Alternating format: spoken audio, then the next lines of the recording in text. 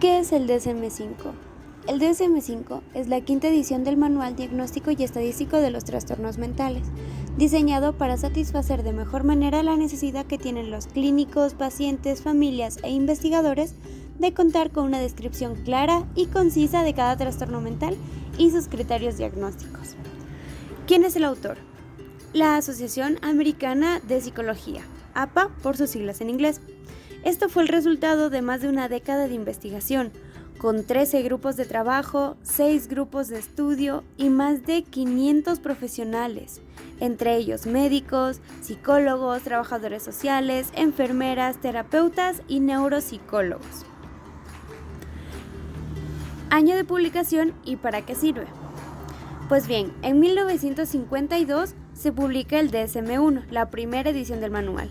Luego, en 1968, aparece el DSM-2.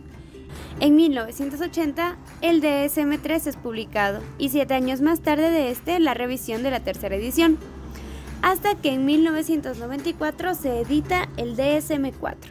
La versión más actual del DSM es el DSM-5, que fue publicado el 18 de mayo de 2013 por la Asociación Americana de Psiquiatría, es decir, la APA. El DSM funciona como guía para que profesionales de la salud mental puedan identificar síntomas que deben examinarse cuando se diagnostica un trastorno. Además, sirve para proponer un sistema de clasificación de patrones de comportamiento.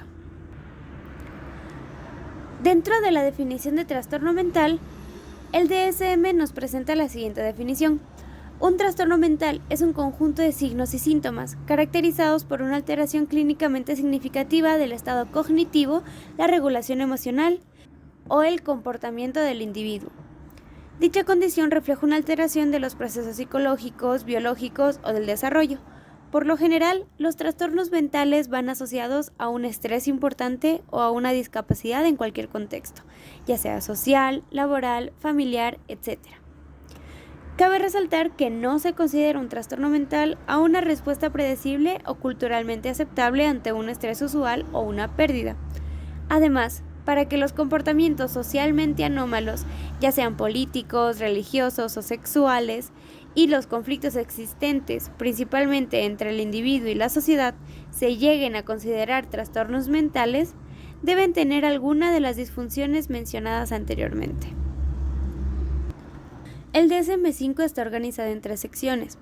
La sección 1 está dirigida a proporcionar pautas para el uso clínico. La sección 2 incluye los criterios y códigos diagnósticos de los diferentes trastornos. La sección 3 recoge medidas dimensionales para la evaluación de los síntomas, criterios sobre la formulación cultural de los trastornos y una propuesta alternativa sobre la conceptualización de los trastornos de personalidad, así como una descripción de las condiciones clínicas que están actualmente en estudio. ¿Cómo usar el DSM-5? En primer lugar, se deben identificar los síntomas en la historia clínica del paciente.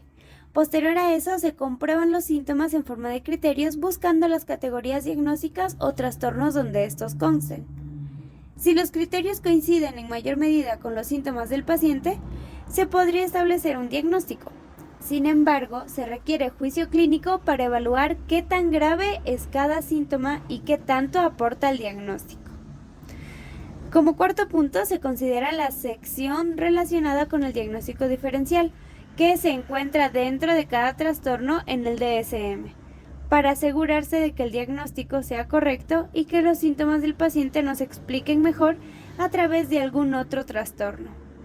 Como quinto punto, se toma en cuenta las especificaciones que constan en cada trastorno junto con su codificación, sobre todo para casos dentro de instituciones.